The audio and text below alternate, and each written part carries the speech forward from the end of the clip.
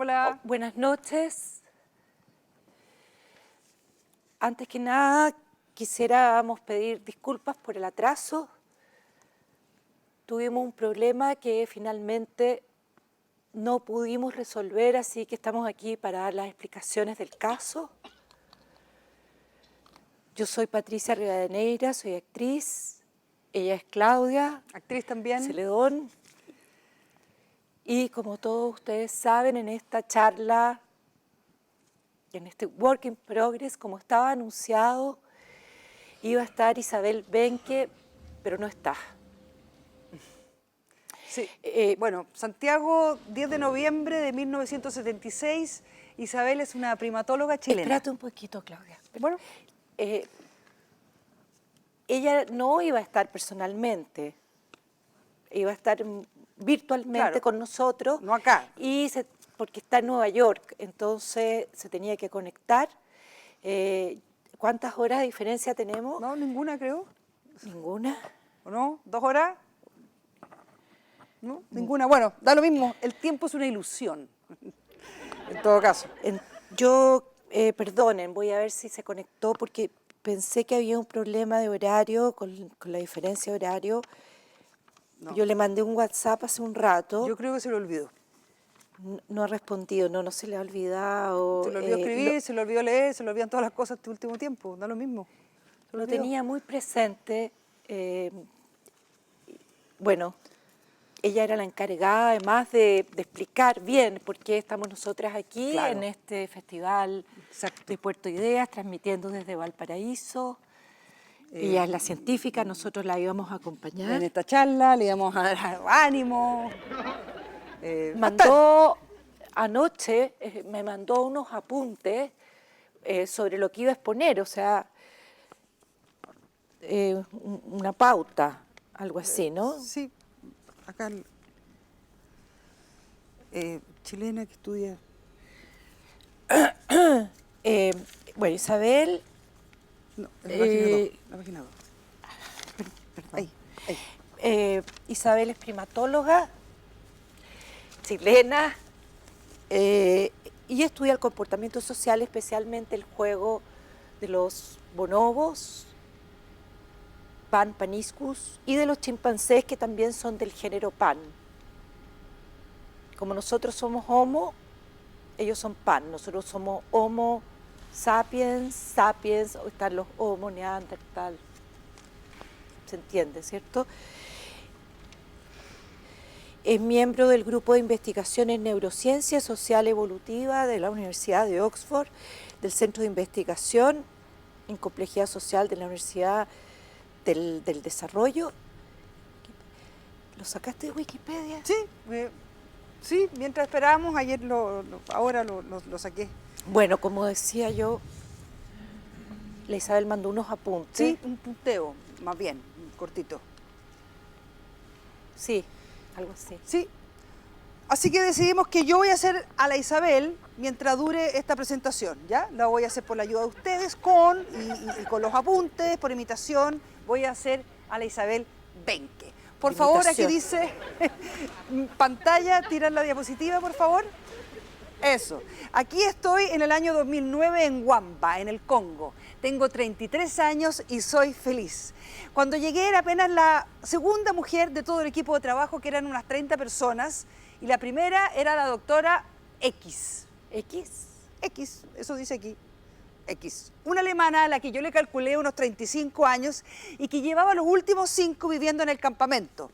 2 días después de que yo llegara, anunció que se largaba porque quería ser mamá. Entonces me enteré que tenía 35 años. Miré sus fotos en el álbum del campamento el día en que llegó, con carita de niña, en el último lugar de la fila, o el primero, bueno, el mismo lugar donde yo me ubiqué por intuición. Yo sabía que no iba a ser muy fácil que los hombres me cedieran el centro y tampoco me interesaba. Pero ¿quién quería el centro? Ya estábamos en él. En el Ecuador, en el lugar más verde y asfixiante del mundo, en el que Conrad llamó el corazón de las tinieblas. ¿Quién es Conrad? Es un escritor polaco-inglés de verdad que, siendo marido mercante, llegó al Congo en la época de la carnicería de Leopoldo II Bueno, de Bélgica. está súper, está súper. Un lugar en el que al cabo de unas semanas empiezas a entender con el oído. PlayStation. ¿Ah? PlayStation, dice aquí, PlayStation. La Isabel puso PlayStation. A ver, Acá, dice ¿cachai? PlayStation. Sí, aquí, tal cual. ¿A qué se referirá con eso? ¿Tiene hijos, la Isabel? ¿Pero qué te importa? Dale, Los sigue tú. bonobos son parientes muy cercanos de los chimpancés. Se podría decir que son casi hermanos, si se permite. Están apenas separados por el río Congo. A la derecha están los chimpancés, a la izquierda los bonobos. Claro. Los chimpancés son un poco más grandes, pero la sola separación del río los ha transformado en grupos sociales increíblemente distintos, en las antípodas, se podría decir. Mientras los chimpancés son un patriarcado, los bonobos son liderados por hembras, Claudia, que a su vez han dejado sus clanes de orígenes apenas llegada a la adultez.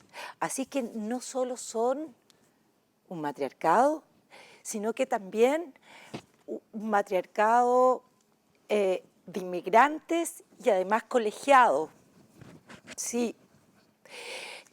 Mientras los chimpancés, es decir, colegiados en el sentido de que son liderados por 2 o 3 hembras especímenes, muchas veces son las ancianas del grupo y ellas son las que guían. En cambio, los chimpancés, como sabemos, como lo documentó Jane Goodall muy bien, son capaces de hacer verdaderas guerras cuando tienen conflictos. En cambio, los bonobos solucionan sus problemas empujados por sus lideresas, teniendo relaciones sexuales. Sexo. Tal cual. Sexo. Sí, lo que es que así queda bien claro. Luego de soportar días de fiebre y vómitos, como todo recién llegado, recién la segunda semana estuve en condiciones de ser útil y se me encargó continuar con el trabajo que X había abandonado cuando se embarazó. Cuando se embarazó, Eso dice, pues, ahora. o sea que no quería ser madre, sino que iba a ser madre. X había detectado que los ciclos de desplazamiento de los bonobos habían modificado al ritmo de una semana anual durante las últimas 4 temporadas, de modo que donde se les esperaba en un momento determinado, estaban llegando con un mes de retraso. Los cambios de ciclos son recurrentes y obedecen a cambios en la disponibilidad de alimentos. Esta selva es un lugar de mayor competencia del planeta y eso asegura algo. Nunca ganan los mismos.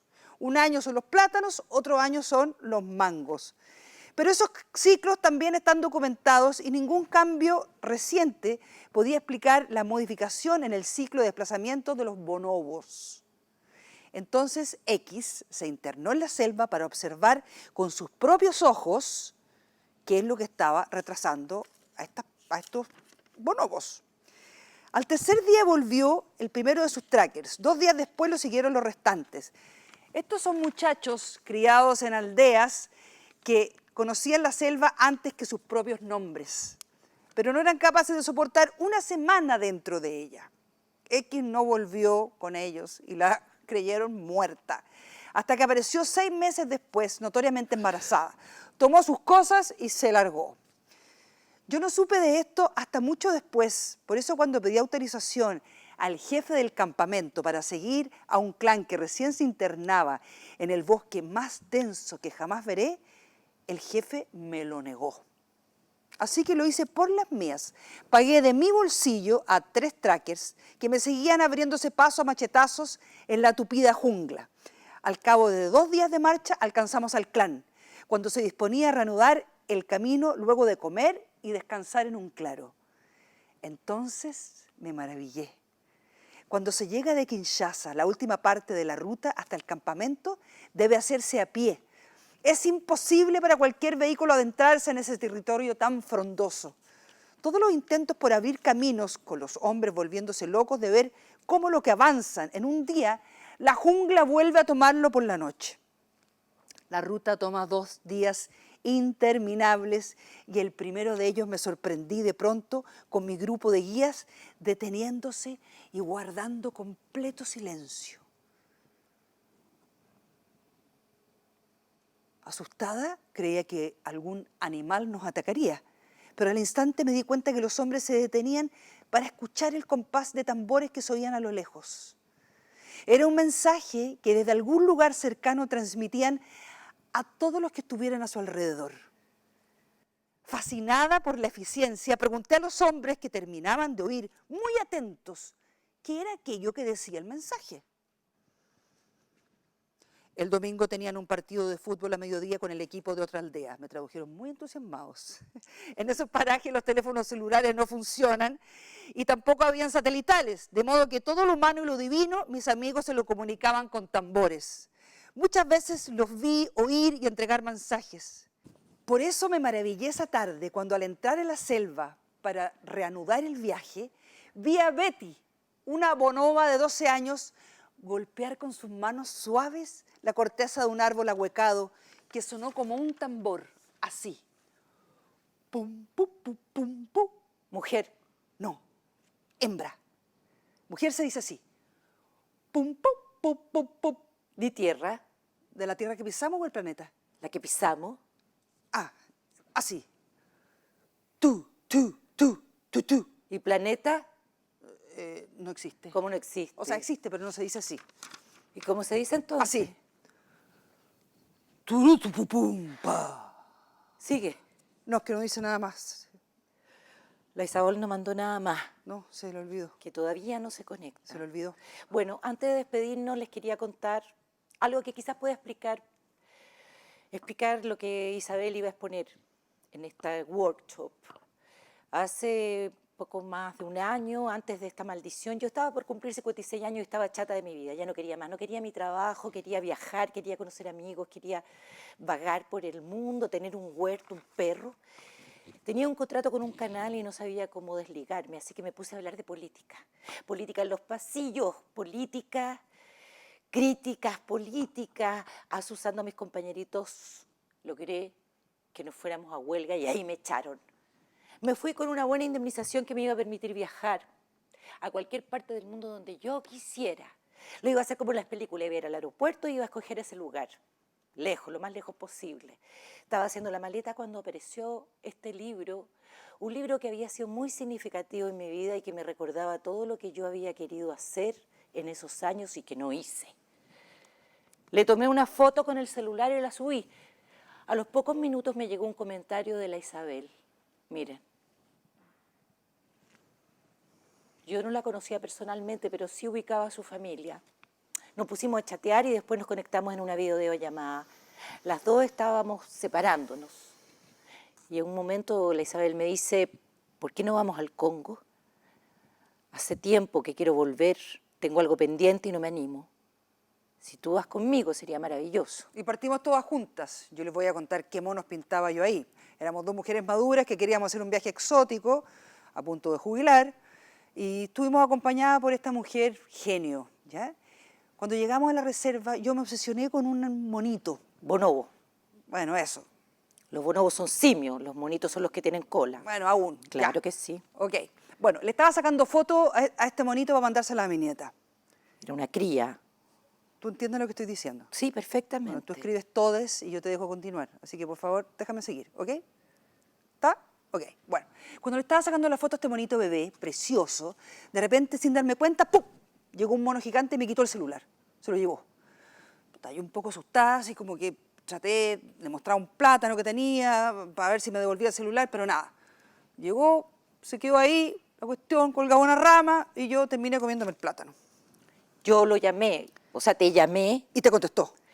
Contestó y se quedó escuchando y después cortó. Yo creo que estaba como unos 30 metros. Menos. Bueno, no tengo idea de lo que es 1 metro. Escuchó y después cortó. ¿Y qué le dijiste? No importa eso, lo que importa es que él puso su dedo en la pantalla táctil virtual en el botón rojo y cortó. Después rajó selva adentro, no lo volvimos a ver nunca más. Lo llamé un par de veces, pero no contestaba. Como a las 3 de la mañana debe haber entrado una llamada. Yo estaba durmiendo, así que no contesté, pero dejó un mensaje. Escucha,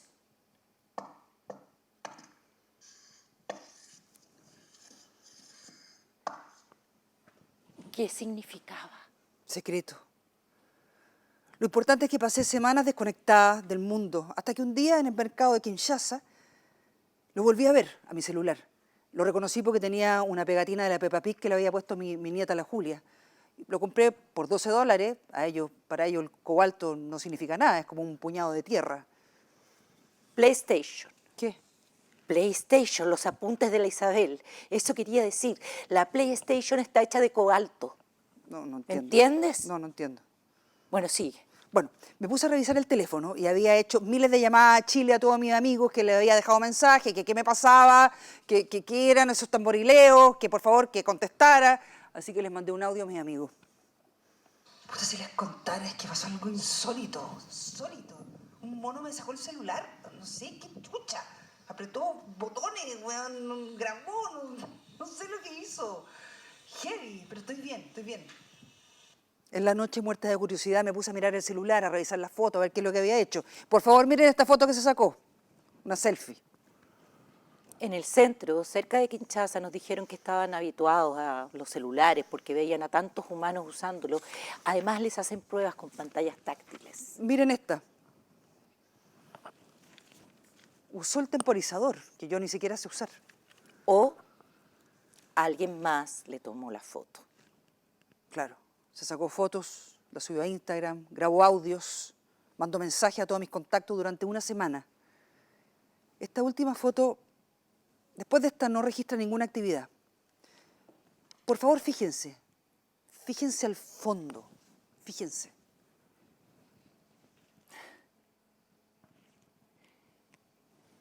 Cuando la Isabel vio esta foto, los ojos se le incendiaron.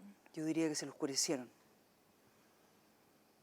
¿Quién era ese ser y qué hacía ahí? Cuando nos levantamos, la Isabel ya no estaba en su cama. La buscamos en el campamento, pero nadie sabía. Al tercer día tuvimos que llamar a la policía. Y después llegó un video, este video. Pareciera ser como una especie de tambores que se escuchaban a lo lejos. Se veía a la Isabel de espalda ahí en la cámara, en el video. Estaba feliz.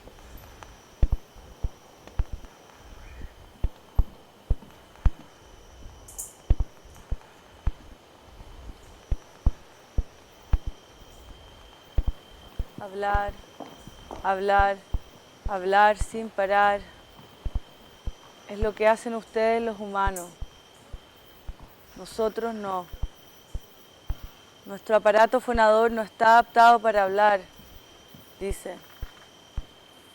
Nuestra laringe está muy alta aún, pero nuestros cerebros sí lo están. Lo que ustedes llaman área de Broca y de Wernicke, eso que tú me enseñaste, que son áreas neuronales asociadas al habla, están muy desarrolladas. Y entonces pensamos mucho.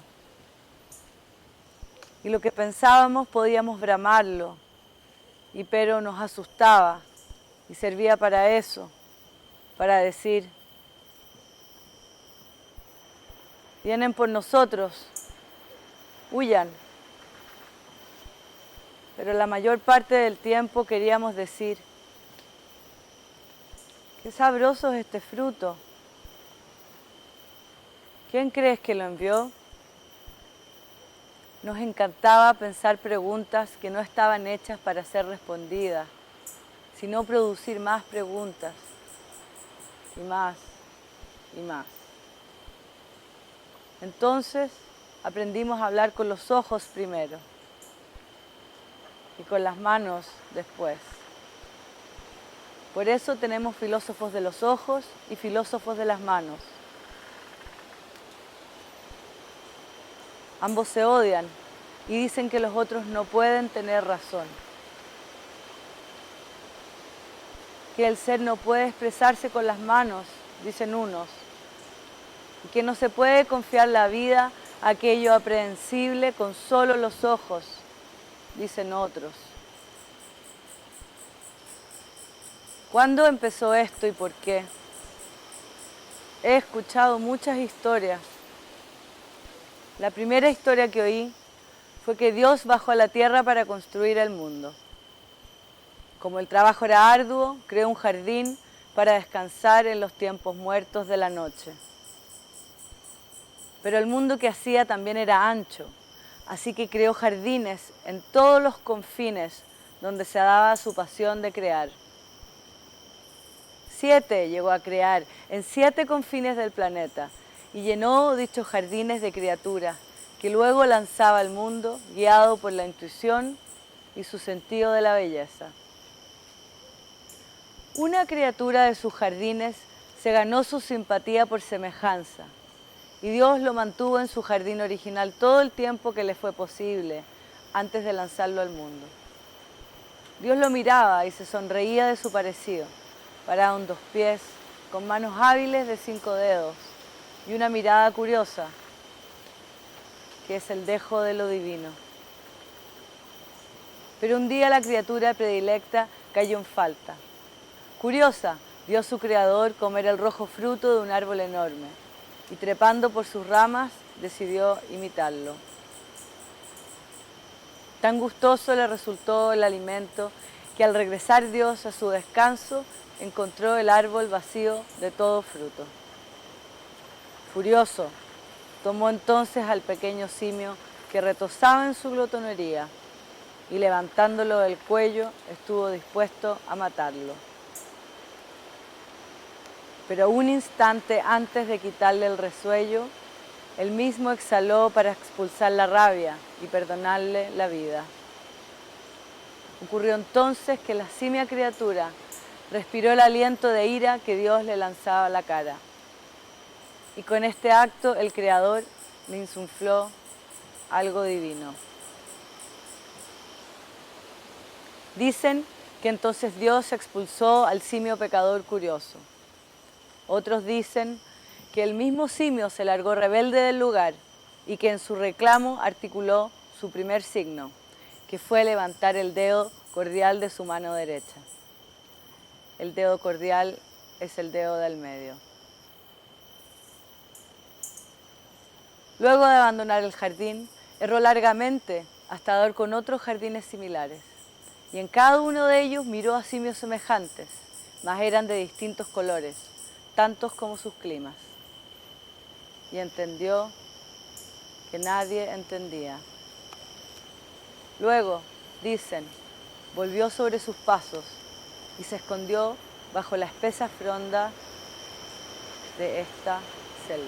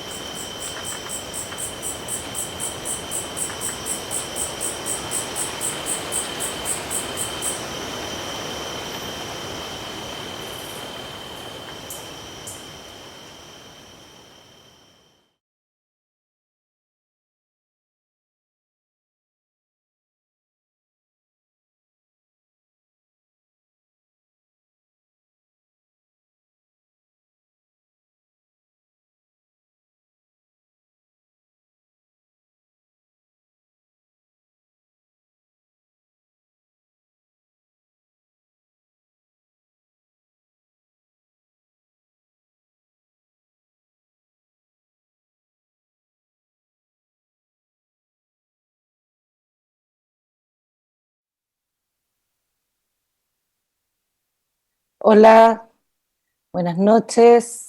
Hola Luis, hola Isabel, hola Hola. gentes. Lo hicimos. Bravo por nosotros, hip hip hurra. Estamos felices. Bueno, bienvenidos a los que están sumándose a este conversatorio, a los que lograron ver este Work in Progress. Es un puntapié inicial a un proyecto que venimos deseando y que venimos, sí, deseando sobre todo, y también preparando nuestros corazones, diría yo, más que nada, y que con esta invitación de Puerto de Ideas decidimos darle una forma, decidimos agrupar a todos los que estaban convocados, a Pablo Mansi en la dirección, a Claudia Celedón, a Horacio Pérez, Rosario Hernández, Alex, que se encargó también de los videos que ustedes vieron ahora. Algunos de estos materiales que se vieron en las pantallas son del archivo de Isabel Benke. Esta es una obra de teatro, va a ser una obra de teatro de autoficción, entonces se cruzan las propias vidas, las propias historias con la ficción teatral. Eso es lo que a eso vamos a jugar. A ver, ¿qué les voy a contar? Ishmael. Ishmael es un libro, como yo decía ahí, esa parte es verdad, que llegó a mis manos hace unos largos años y empezó a incubarse esta idea de transformarlo en un espectáculo. Cuando conocí a la Isabel hace un tiempo, le hablé de este libro y ella también había sido tocada por el gorila. Y eso, pues Isabel, cuenta un poco tú. Sí, la había leído Ishmael hace muchos años, hace como 20 años en realidad. Un viejo profesor, me acuerdo una vez, no estaba llena de inquietudes acerca de, bueno, quiénes somos nosotros, de dónde venimos, qué pasa con la ecología y la naturaleza, cuáles son los límites entre lo animal y lo humano, qué podemos hacer, qué es lo que no se puede hacer, etcétera, etcétera. Me acuerdo, me pasó el libro de Ishmael, me dijo, aquí está todo, como hacen como los mentores a la antigua. Y nada, bueno, pasaron muchas cosas después y nos encontramos con la Patti y ella me contó que tenía este interés de hacer algo en relación a Ishmael. Y dije, wow, qué interesante. Es que no tengo idea qué es lo que podría salir de eso.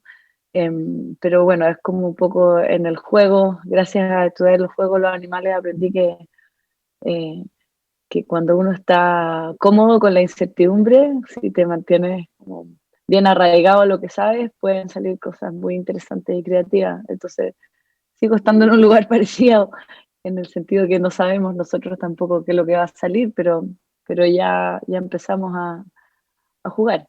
Entonces, estamos viendo qué es lo que pasa.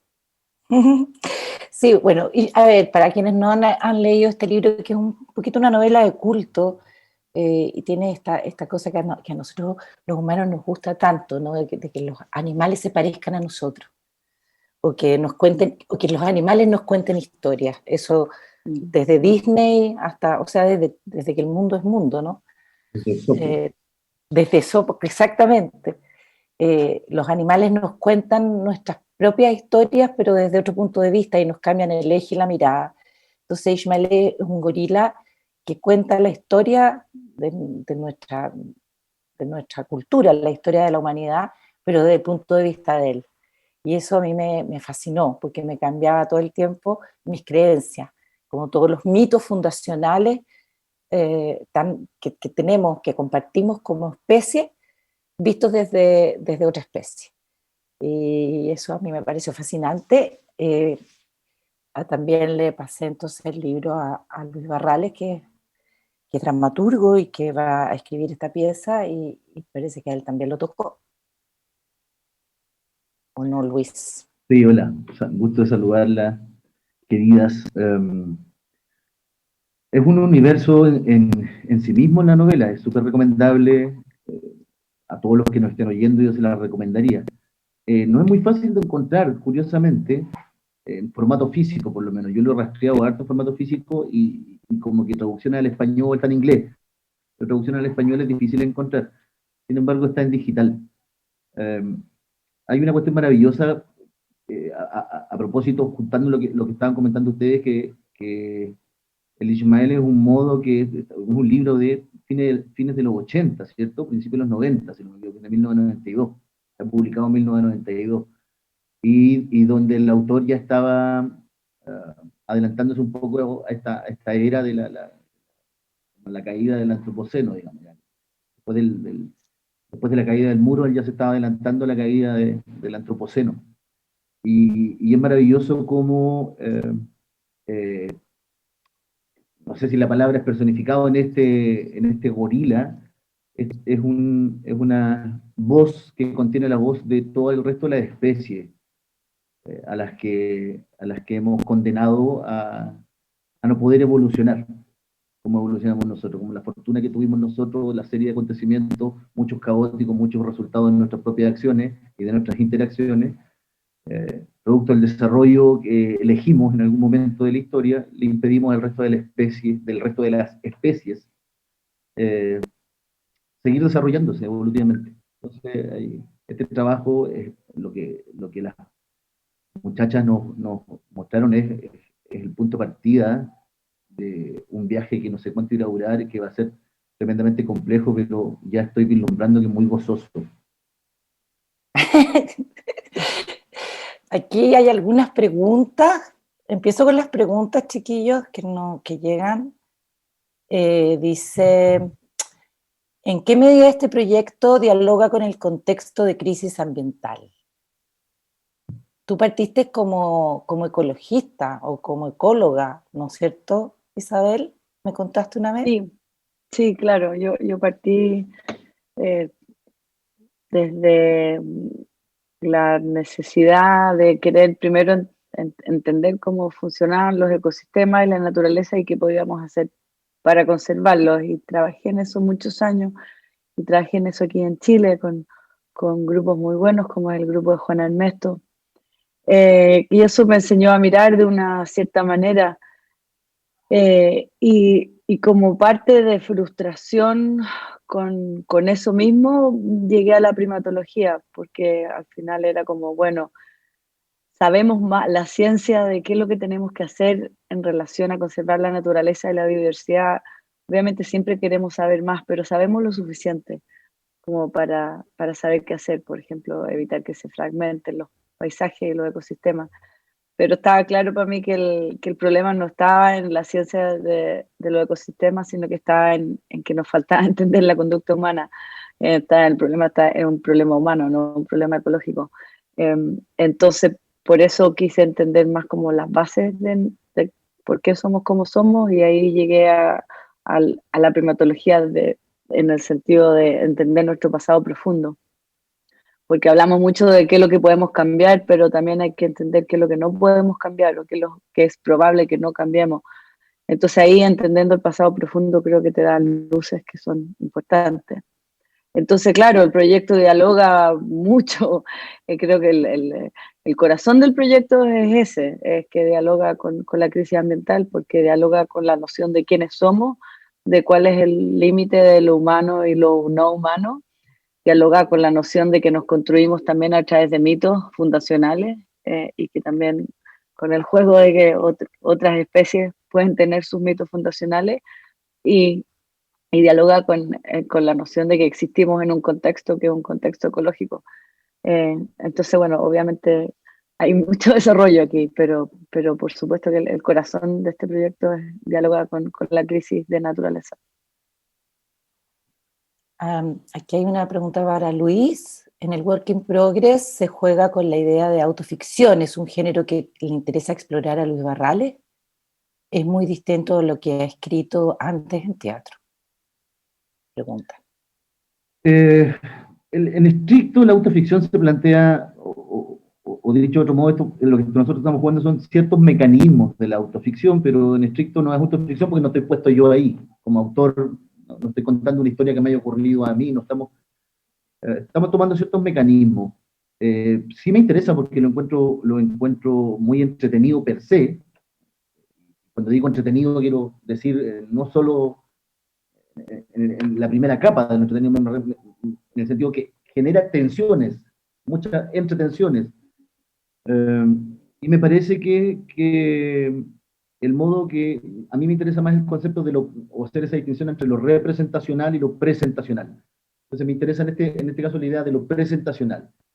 Estamos presentando un suceso más que representarlo porque lo que nos interesa es ir pensando en la escena, que la obra de teatro se esté pensando a sí misma a medida que ocurre, más que presentar o representar el hecho listo ya completo. Entonces este mecanismo me resulta muy interesante para hacer dialogar todos estos temas y hacerlo dialogar con la cultura. Y a propósito de lo que plantea Isabel, esta idea de que claramente el problema está en nosotros, en estas ideas fundacionales, estos mitos en el que nos contenemos y nos fijamos límites, digamos, todos los mitos tienen tabú, que es aquello que está prohibido de decir y de hacer. Nosotros tenemos tabús que funcionan en las bases psíquicas de modo tal que no necesitamos la prohibición explícita para no querer hacerlo. El incesto es uno de ellos. Yo no necesito que haya una ley que lo prohíba explícitamente para que la idea de acostarse con la madre, con la hermana o con el padre resulte espantosa, a priori. Sin embargo, en ninguno de todos estos mitos que nos contienen, que nos conforman, existen tabúes para el resto de las especies. En ningún relato se nos dice no aniquilarás un ecosistema, no romperás una cadena, no romperás un equilibrio, no tomarás ventaja indebida de tu condición. Entonces yo creo que esas reflexiones del dialogar la cultura, hacer dialogar nuestra cultura, con todas aquellas posibles en este momento me parece súper interesante, y el mecanismo de la autoficción me parece que es el camino más directo para conseguirlo. Preguntan, ¿qué vínculo puede establecerse entre el teatro y la ciencia? Y esa pregunta se la hago a la Isabel, y bueno, la podemos hacer para los tres, pero en particular a la Isabel, porque ella se ha puesto en juego en este juego. Yo quiero agradecerle y destacar, porque nosotros primero nos acercamos a ella para que nos contara sus experiencias, para conversar, nos juntamos varias veces a que nos mostrara sus archivos y habláramos del libro. Partió así hasta que en un momento ella estuvo dispuesta a subirse al escenario, como lo hizo hoy día, y a jugar con nosotros, porque tú dijiste también que pues Isabel un poquito, así como ha observado los bonobos, nos está observando a nosotros, pero nos está observando, y como lo hizo ahí también en el Congo, desde dentro, no desde fuera. Entonces eso yo lo encuentro sumamente arrojado y me parece muy sexy. No tenía tan claro que tú lo tenías tan claro. Me pillaron. Claro, es que no hay nada mejor que la observación en terreno. Yo encuentro. Claro, y a mí es que les voy a contar una historia que puede parecer tonta, pero en algún minuto cuando estaba estudiando los bonobos, obviamente uno tiene muchos insights acerca del comportamiento de ellos, pero también en relación al comportamiento de los humanos. Entonces un día estaba parada en la selva, dije que qué fascinante es esto de estudiar a primates en su medio salvaje, como en inglés, como primates in the wild, ¿ya? Y después, muchos años después, estaba estudiando otra cosa que eran los festivales humanos, las celebraciones colectivas, y dije, oye, pero esto es lo mismo, es estudiar primates in the wild, primates en su medio salvaje, y mirar a la Patricia y a Luis y a todo el equipo y estar ahí, creo que es lo mismo, porque obviamente ustedes me dirán, pero ¿cómo in the wild? No es medio salvaje, pero nosotros los humanos hacemos cultura, y obviamente tenemos nichos biológicos, como tienen claramente los otros animales, pero además tenemos nichos culturales. Entonces el teatro es uno de esos nichos, es un gran nicho cultural donde hacemos historia. Entonces para mí es fascinante, sobre todo observarlo y desde dentro y participar en ello. Y eso sería una cosa. Y la otra cosa que estaba pensando es cómo cuando tú estudias algo, el mismo sujeto de estudio te hace feedback y te cambia a ti mismo. Porque creo que si yo no hubiera estudiado el juego, cero posibilidad que estuviera haciendo esto. Porque me sentiría como, no, pero es que cómo, que un científico tiene que ser como una persona muy seria, con un delantal blanco, y esto no es así. Y estudiando el juego después de tantos años vas entendiendo muchas cosas acerca del juego en sí mismo, entonces creo que yo no me hubiera atrevido a jugar a menos que en el fondo como que le hubiera abierto la puerta al tema y a dejarme cambiar por el tema también. Entonces eso hay como un rendirse de manera plástica que creo que es interesante. Sí, sí, sí, claro, sí, sí. Sí. Y la ciencia en el teatro, yo creo que eso es un tema que se ha ido sumando, porque la ciencia hasta no hace mucho tiempo era algo que estaba completamente alejado, digamos, de la, Sí, de la cultura de masa, digamos, de la cultura de claro. masa. Y el teatro pretende hacer, es un rito colectivo muy popular. Lo ha sido desde su inicio y así queremos que siga siendo.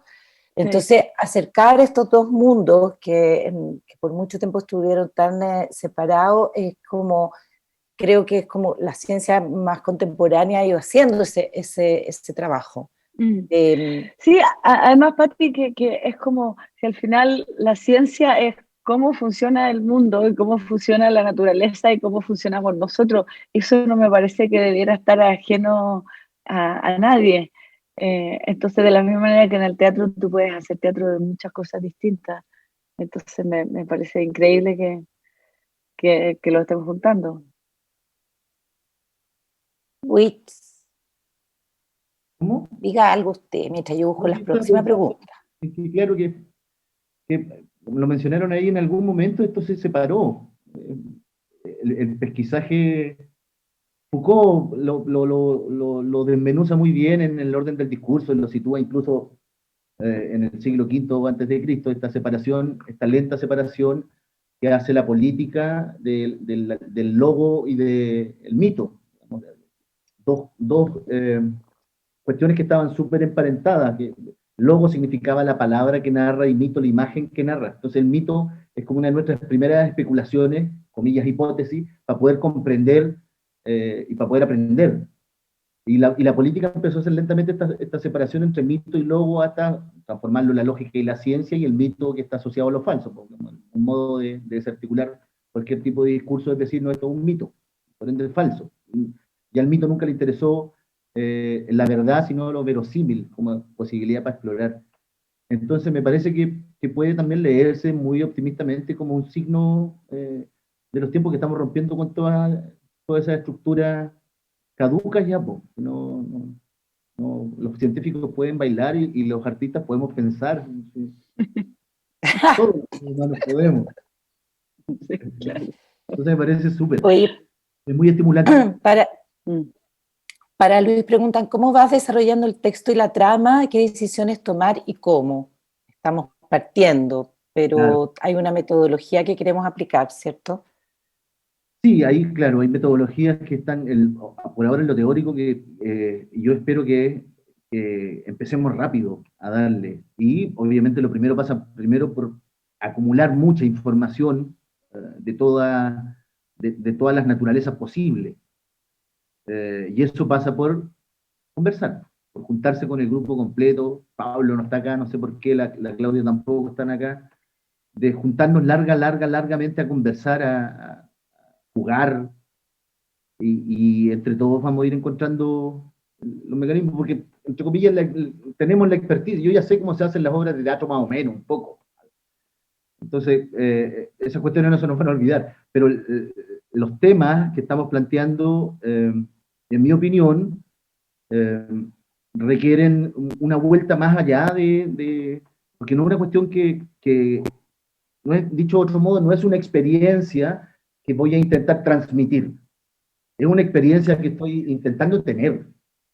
Estamos intentando tener. Entonces,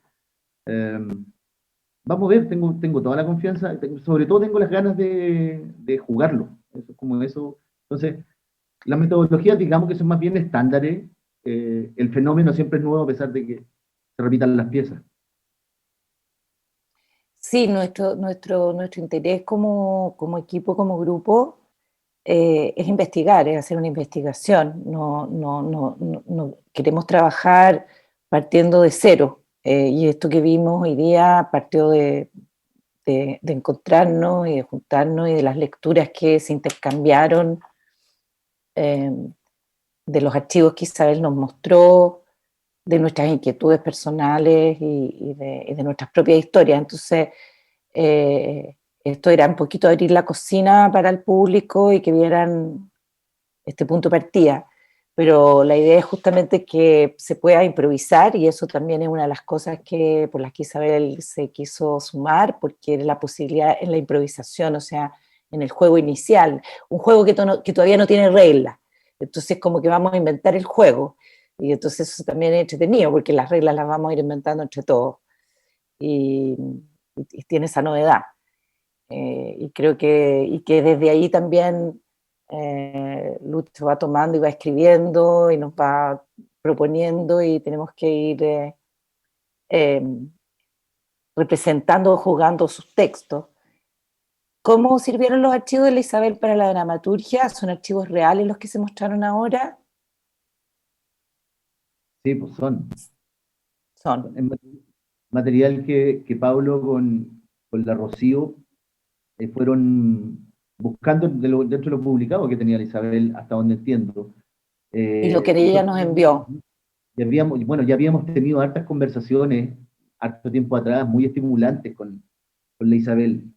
Y entonces a partir de todo eso, cuando nos volvimos a juntar ahora, decía, mira, tengo esta historia, e Isabel me hacía correcciones, me decía, oh, yo recordaba eso que tú me habías contado y en realidad eran puras ganas mías de que fuese así. ¿Cachai? Porque funciona míticamente, pues, mi cabeza es mítica. Eh, pero está muy vinculado a lo que decías tú, o sea, digamos, si estamos haciendo tratando de pensar en esa supuesta separación que existe entre el arte y la ciencia, supongo que la pretensión es que disciplinarmente ninguna se coma a la otra, y si entramos ya a la mecánica del teatro propiamente tal, también mi interés es que no haya una supeditación de capas como sea el teatro tradicional, dice que primero parte el texto, después de... Lo interesante de esto es que el texto se va a ir creando a medida que se va creando el ecosistema completo, de todas las interacciones, esa es mi pretensión. ¿Okay? Que el texto nutra y que al mismo tiempo todos los otros elementos sean nutrientes para el texto y para todo, para ver qué organismo sale. Pues. Ahí está lo... Entonces, claramente no va a ser que, chiquilla, acá está el texto, montenlo, nos vemos en el estreno. No va a ser esa mecánica, que es muy aburrida por lo demás. Para nosotros. Dice aquí, los mitos se construyen a partir de la historia de las comunidades y aún hoy se siguen construyendo. ¿Cómo legitiman actualmente la legitimación de recursos? ¿Se entendió? Yo no sé No, si... no comprendo la pregunta, perdón. O sea, la primera parte sí, Sí, no. la introducción. ¿Cómo se legitiman la legitima, a lo mejor se equivocó el que me está reescribiendo la pregunta, pareciera como se siguen construyendo las comunidades con la extracción de recursos, algo así. Bueno, así era la pregunta. eh, a mí me gustaría preguntarle a la Isabel, ahora que vi lo que armamos tan velozmente, pero ¿qué impresión te da ver esta historia narrada por otro? Tu historia narrada por otro, por otras, y ver tus archivos puestos así. Sí, no sé todavía, creo que es esa respuesta todavía se está gestando, está emergiendo como un bosque muy lento, porque, a ver, lo primero es que en el juego, cuando tú estableces una mínima confianza, tú te entregas a ese juego, entonces nosotros establecimos eso y es como yo miré mucho los bonobos haciendo esto, los juegos de la confianza. Entonces, antes de tratar de llegar a una conclusión rápida, es como que el primer como mandato a mí misma, por decirlo de alguna manera, es como darse al juego de la confianza, o sea, al fondo darse a, oye, qué entretenido, veamos todos qué es lo que va a emerger de esto. En ese sentido, y un poco apelando a la pregunta anterior también, creo que la ciencia y el arte tienen mucho, mucho más en común de lo que usualmente pensamos. La ciencia y el arte son dos maneras de conocer que están muy cómodas con la incertidumbre. Eh, entonces, la ciencia, por supuesto, estamos por definición, es como, bueno, no sabemos cómo funciona enteramente el mundo de la naturaleza y le hacemos preguntas a la naturaleza y como que esperamos a ver cómo ella nos responde. Y estamos dispuestos a humildemente cambiar nuestras percepciones y nuestra opinión de acuerdo a qué es lo que te diga la naturaleza, o sea, la ciencia. Eh, entonces, y creo que para muchos artistas, no sé si para todos, también eso puede ser cierto, no me queda completamente claro. Y por supuesto que somos humanos también y nos gusta aferrarnos a nuestra certeza, pero me refiero como que hay una similitud fundamental en la ciencia y arte en relación a la incertidumbre. Creo que la buena ciencia y el buen arte tiene que ver con estar cómodo y estar por lo menos a un nivel de tirarse a la incertidumbre. Entonces, eso te lo respondo largo, pero estoy un poco en eso No, todavía. Y sobre todo en la confianza de jugar. Mira, es como cuando el mono chico deja que el mono grande lo balancee. Ustedes son monos grandes en el teatro, entonces digo, bueno, de repente la puedo embarrar y voy a hacer el ridículo, y todo, pero ellos saben lo que están haciendo. Entonces, voy a ver, claro, eso, sí, pues nos vamos a balancear juntos, claro. porque tú también vas a balancearnos nosotros. No, claro. Eh, y la incertidumbre, sí, es bonito eso que estás diciendo sobre la incertidumbre y también la incertidumbre y el ponerse preguntas o hipótesis Mm. que pueden fracasar. Eso también tiene el arte y la ciencia. A la Tienes que creación estar dispuesto a siempre, eso, claro. Mm, siempre estás dispuesto también a fracasar. mm. Eh, eh, Dice aquí cuáles son las ideas del libro de Queen que los motivaron a iniciar el proyecto. Eso es para ti, Pati. Sí, No, pues total. si tú los tres los No, leímos y los tres hemos... sí, los- pero tú eres no, porque Mrs. Queen, total. No, no, a mí me gusta porque yo soy como una niña, entonces me gustan las historias que cuenta él, que el libro parte con esta persona que yo me sentía en algún momento identificada, que lee este anuncio en un diario donde dice, maestro busca alumno que quiera cambiar el mundo, y entonces va a un lugar y en un departamento y está vacío, me encanta contar esa escena porque la encuentro mítica, y y el departamento está dividido, no hay nadie, y de pronto él se da cuenta que hay un vidrio en la mitad del living de este departamento vacío, y al otro lado está el gorila comiéndose una ramita, y le empieza a hablar y a contarle esta historia. Yo creo que no, a los tres nos tocó, y a todos los que están en este proyecto, el libro nos tocó por distintas cosas. A mí una de las cosas que más me motivaron o me saltaban es eh, como él dice, ustedes han podido evolucionar sin haber tenido, por supuesto que hemos tenido que luchar para nuestra evolución, pero sin una especie asesina, depredadora, como la humana. Porque lo que él dice es que nosotros no es que nosotros no matamos para comer o que no matamos sino que tenemos una actitud cultural muy violenta respecto del planeta y de las otras especies, y que eso puede ser que haya ralentado la evolución de los otros, ¿no? Tú lo decías al inicio también, Luis. Eso fue para mí, eso es algo que me gusta, que me quiero preguntar más. No sé, eh, entonces eso, sí, eso creo que fue una de las cosas. Y también el cómo la historia que nos contamos, la historia que contamos de nosotros mismos, eh, está llena de falacias y de mentiras, ¿no? Como creer que si seguimos pedaleando más rápido vamos a salir, o sea, si hacemos más explotación vamos a mejorar, vamos a salir de la crisis ambiental y social en la que vivimos, cuando a lo mejor hay que relentar. Esas preguntas, ¿no? Sí, bueno, a mí es un libro muy interesante, entonces como que me cuesta elegir.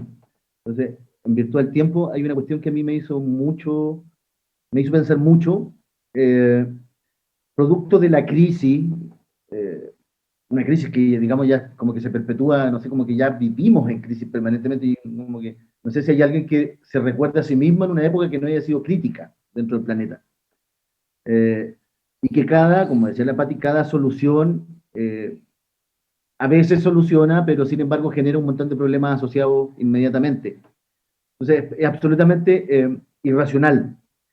Eh, y este libro, este gorila, este maestro gorila, que enseña a este alumno que quiere cambiar el mundo, va alumbrando ciertas zonas específicas de la mecánica histórica que son los causantes, comillas, del gran desequilibrio de la máquina, por decirlo de un modo. O sea, si nosotros revisásemos nuevamente este perno, vamos a entender por qué la bicicleta está andando mal. Eh, Cuestión que me parece muy post-marxista, como si lo tenemos que llevar al terreno de la teoría política. Y lo menciona en cuestiones súper específicas, que algo está esbozado en este texto, en parte del texto, en esta idea de el no depredador, por ejemplo, que nosotros en realidad nos separamos de nuestros depredadores naturales, que siempre los tuvimos también, eh, y rompimos cierta ley natural que tiene que ver con la legítima competencia en este sentido. Cuando dejamos de ser cazadores, es decir, cada vez que salíamos corríamos el riesgo de no volver o el riesgo de no cazar, igual que el león, que no siempre gana, no siempre tiene suerte, a veces pierde, a veces se va a la casa con hambre. Cuando nosotros empezamos a romper esa lógica y no sé, pues desde la agricultura para adelante hasta hoy, que el único modo en que yo no coma es que no haya nada en el supermercado, por algún motivo, se acabó la carne y yo hoy día no comí, o que no tenga dinero, que también es muy brutal. Ya no voy, no corro ni un riesgo con respecto a, por ejemplo, a la alimentación. Ninguno de nosotros lo corre, salvo el riesgo que le hacemos correr nosotros mismos, que es otro de los terrenos que nos interesa mucho a propósito del PlayStation y el cobalto y la grosera explotación que hay en ese territorio tan bello. Entonces, un libro que se puede leer como estos modelos para armar que hacía Cortázar, uno lo puede desde distintas perspectivas ir intentando comprender, y nunca hay certeza porque uno, cuando conversamos con la Pati respecto al principio a mí cuando me pareció muy poco interesante la idea, si un maestro busca alumnos, como esta cuestión New Age, nuevamente volvemos a mecánica de los gurús, qué sé yo, está superado. Y empezamos a hacer los primeros cruces de opiniones y yo planteaba un punto y la Pati me decía, no, pues es otra cosa. Y yo decía, en realidad no había mirado desde esa perspectiva, pero mira esta mía, sí, pues también tenéis razón. Muy entretenido, insisto en recomendarlo. ¿Qué más preguntas hay? Voy a mirar. Parece que nada. ¿Quieren agregar algo? ¿Nos vamos a despedir? Yo creo que vamos a ir cerrando. Yo voy a mandar voy a decir mi deseo para este año. ¿Ah? Y es decirle a las personas que nos están viendo, si quieren ayudarnos para que se haga esta obra, estamos buscando coproducciones, porque no queremos empezar luego, no queremos solamente esperar los fondos concursables, queremos que este sea un proyecto que se realice sí o sí, y que sea un proyecto de la comunidad también, ¿por qué no? En estos momentos difíciles y de crisis. Eso por una parte. Y agradecerle a todos los que participaron, a Puerto de Ideas por la invitación, a Chantal, a Sergio. Y eso, pues. Isabel, ¿quieres agregar algo, despedirte? Sí, no, que muchas gracias a todos por por la oportunidad de la co-creación y estaba pensando en la pregunta que estaban respondiendo ustedes de Ishmael. Y, y claro, como yo vengo de un lado distinto, creo que para mí la respuesta por qué me interesó Ishmael antes es distinta a la por qué me interesó ahora. Y es que después de pasar tantos años en la naturaleza y tantos años mirando monos de verdad en su medio, y tú pasas muchas veces como que obviamente cuando uno hace charlas o ve documentales de la National Geographic o qué sé yo, se ven como los momentos de más acción y siempre está pasando algo, pero la realidad de cuando tú estás en la naturaleza trabajando es que la mayor parte del tiempo no pasa nada, nada en el sentido que hay mucho tiempo de estar mirando y que no sé, pues nadie está cazando a nadie, nadie está a punto de morir, nadie se está peleando con nadie. Eh, por supuesto que como nosotros los humanos tenemos nuestros cerebros formateados para estas historias de gran tragedia y conflicto, nuestras películas son así, pero cuando estás en la naturaleza pasas mucho tiempo mirando y está ahí, entonces y el mono también te mira de vuelta. Entonces en esa cosa yo me pasé mucho tiempo como también mirándolos a ellos y sin como tomando notas o tratando de medir nada. Y te preguntas inevitablemente todo el rato, ¿qué es lo que él me podría enseñar? ¿Qué es lo que yo podría aprender? ¿Y qué es lo que no es que esté tratando de enseñarme? Pero en esa cosa de en verdad considerar al otro ser vivo como válido como desde sí mismo y poder coexistir con ellos, eh, me surgió mucho esa pregunta, como esos ojos que tú estás mirando en ese encuentro, en esos ojos, ¿qué puedes aprender? Entonces, ahí hay algo como bien básico en la idea del Ishmael, que al margen de lo que Daniel Quinn podría haber escrito hace 20 años, de que lo que él pensaba, hoy día tenemos ciencia y datos, pero esa idea fundamental, el mirar en los ojos de un ser que tú no eres tú. Así que eso. Y muchas gracias porque creo que vamos a seguir aprendiendo entre todos, que es lo que nos da este proceso.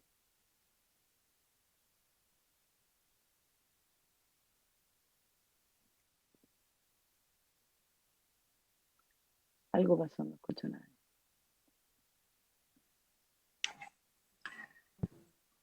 Yo me había ido. Ah, ahí estamos. Ya no sé si estamos o no estamos. No, yo creo que ya no estamos. Bueno, si es que estamos, chao. Y si no estamos, Chao, sí. Oye, qué bueno chao, los chao. libros de Lucho que tienen plantas, está muy apropiado tu background, Lucho.